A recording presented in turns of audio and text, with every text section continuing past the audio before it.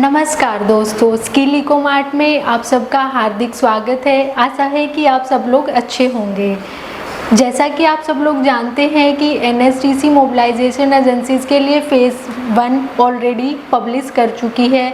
अब NSDC mobilisation agencies के लिए फ़ेज़ 2 लेकर आई है। जैसा कि आप लोग हमारी स्क्रीन पर देख पा रहे होंगे कि एनएसडीसी ने अपना दूसरा फ़ेज़ मोबिलाइजेशन एजेंसीज के लिए 4 सितंबर 2023 को पब्लिश किया है और इसको सबमिट करने की जो लास्ट डेट है वो 24 सितंबर 2023 शाम 6 बजे तक है।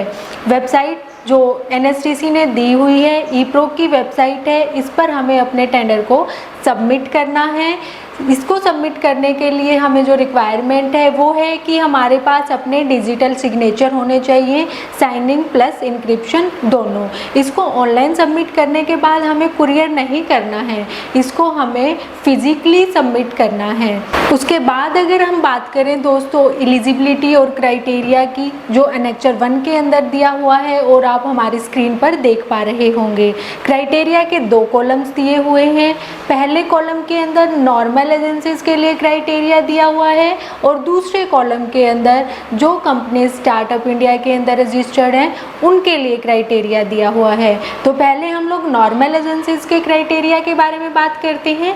पहला क्राइटेरिया उनके लिए क्या है कि वो जो कंपनी की एग्जिस्टेंस है, रजिस्ट्रेशन है, वो कम से कम 5 साल की होनी चाहिए।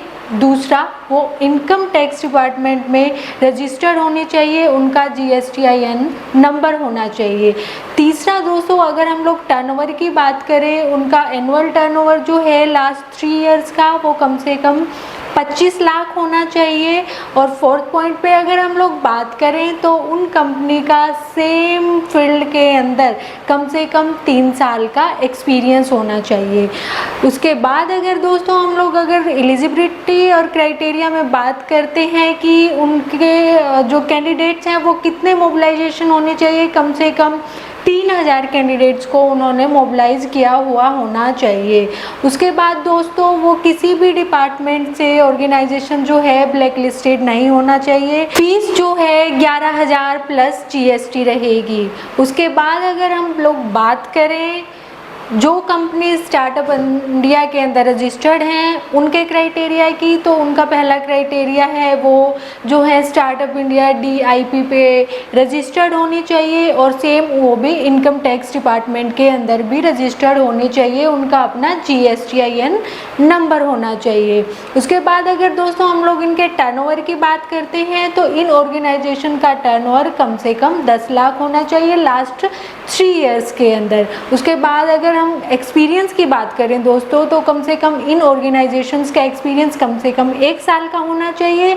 और कैंडिडेट जो मोबिलाइजेशन इन ऑर्गेनाइजेशंस के लिए मांगी है वो कम से कम 500 कैंडिडेट मोबिलाइज होने चाहिए और ये ऑर्गेनाइजेशंस भी किसी भी डिपार्टमेंट से ब्लैक लिस्टेड नहीं होने चाहिए।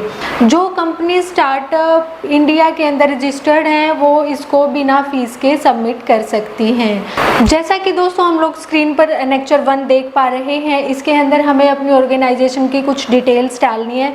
लाइक हमारी ऑर्गेनाइजेशन का क्या नाम है, कब ये इनकॉर्पोरेट हुई, किस स्थान पर इनकॉर्पोरेट हुई, क्या इसका रजिस्टर्ड एड्रेस है, क्या एथोराइज्ड पर्सन की डिटेल्स हैं। ये सब डिटेल्स हमें एनेक्चर 1 के अंदर डालनी है।